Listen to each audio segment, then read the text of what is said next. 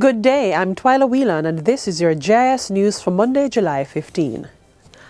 Prime Minister Andrew Holness has dispatched the Jamaica Defence Forces Disaster Assistance Response Team, DART, to support recovery efforts in southern Jamaica. Mr. Holness made the announcement Saturday following an assessment tour of Clarendon communities impacted by the passage of Hurricane Beryl on July 3. The Prime Minister says the JDF will be assisting the government with relief and restoration activities to include distribution of care packages, damage assessment, cleanup, rebuilding efforts, as well as security. Whenever there is a disaster and there is a break in public order or a break in the routine of people's economy and society, you can have challenges with security.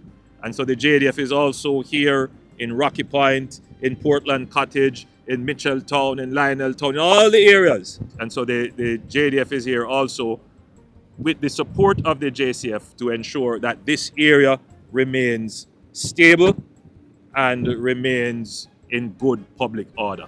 The Prime Minister also gave an update on recovery efforts in affected communities. I have seen an improvement in the dispatch of the Ministry of Labour and Social Security in the areas that have been affected. I have gotten reports that people are receiving their care packages and their tarpaulins and so forth. The frustration is still there. Persons are frustrated about their water, they are frustrated about their electricity, and we are working double time to restore that. I know some areas in St. Elizabeth have got back electricity. I've gotten a few calls to say thank you, we have got back our electricity, but not enough. And so I'm not here saying that the problem is solved, but I'm here saying that the problem is being worked on and we're seeing results. There has been a marked improvement in telephone service. The last time I was here, I was cut off from all communications. I actually was able to make a few calls on my way and in and around. So the service has improved. So generally, in the hardest hit areas, we are seeing incremental movements towards recovery. In the coming days, we intend to accelerate, and the JDF and the line ministries will be working together for synergy to ensure that the people of Jamaica, especially the people on the south coast of Jamaica who have been so terribly hit, that they are properly served. While in Rocky Point, Clarendon on Saturday, Prime Minister Andrew Holness disclosed that a drain in the fishing village will be added to the recently announced post-Beryl National Cleanup Program. The disaster response program will have two components, debushing and carting away of debris, as well as desilting and cleaning of the drain. Mr. Holness promised to address the drain at Rocky Point, noting that it is frequently flooded and at times brings crocodiles ashore. So we're trying to do a very comprehensive recovery. We're trying to ensure that the relief is given to persons to have their homes restored, but equally important is to have their livelihood restored. So we're trying to do that as well. And of equal importance, again, is to make sure that the environment in which they live and the civil infrastructure that supports that environment is in a condition that would allow both their livelihoods and their lives to continue in a way that is, that we could consider as back to normal. Over 8,000 care packages have been distributed to persons impacted by the passage of Hurricane Beryl. Communities in southern Manchester were the latest recipients of care packages. On Friday, Minister of Labour and Social Security Pernell Charles Jr. delivered 300 packages to residents of Salmontown, Alligator Pond, Cross Keys and Grovetown, with plans for additional help on the way. During the visit, Minister Charles Jr. underscored the hurricane's devastating effects on the southern section of the parish. You can see several homes with roofs that have been significantly damaged. And I'm here and I'm happy to see and hear the report from my parish manager, confirmed by the residents here, that the social workers have been out, they have been on the ground, they have engaged. We have done what we said in terms of simultaneously engaging to do damage assessment while also offering immediate relief.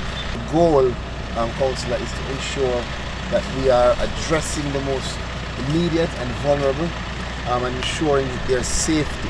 To ensure that all impacted constituencies receive the support they need, Minister Charles Jr. is pleading with members of Parliament to reach out to the ministry. I'm going to make an appeal to members of parliament to ensure that if you identify in your constituencies where you have impact, constituents that have not yet been reached or engaged, or maybe they weren't there at the time to be engaged, let us know. Contact our parish offices. The ministry will continue to conduct assessments and provide support to ensure that all affected residents receive the necessary care and resources in the aftermath of Hurricane Beryl.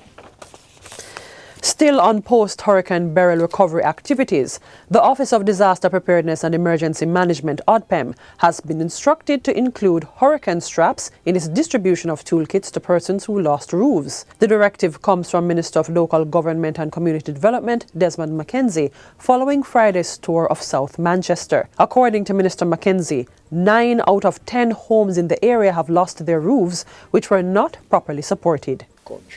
It is important that persons start to think how you build. Building is important. It is not just what you put down that matters, it's how you put it down and what you use to put it down.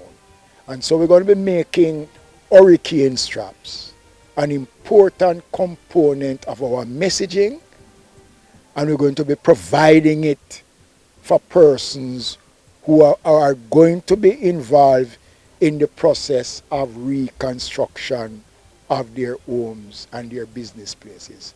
And finally, Minister McKenzie, who is Deputy Chairman of the National Disaster Risk Management Council, says government has intensified its response efforts. This, he says, includes partnering with other government ministries and agencies as well as the private sector. One of the things that I want to announce is that the SDC will be providing some 250 support for small business entrepreneurs in South Manchester. Those are persons whose small businesses were destroyed by the hurricane. The SDC will commence shortly the investigation of those persons and will be providing a grant. I'm not prepared to say what the value of the grant is, but it is going to be something of a substantial nature that will allow persons to restart their business and to put them back on track. And that's it for JIS News today. I'm Twyla Whelan. Thanks for watching.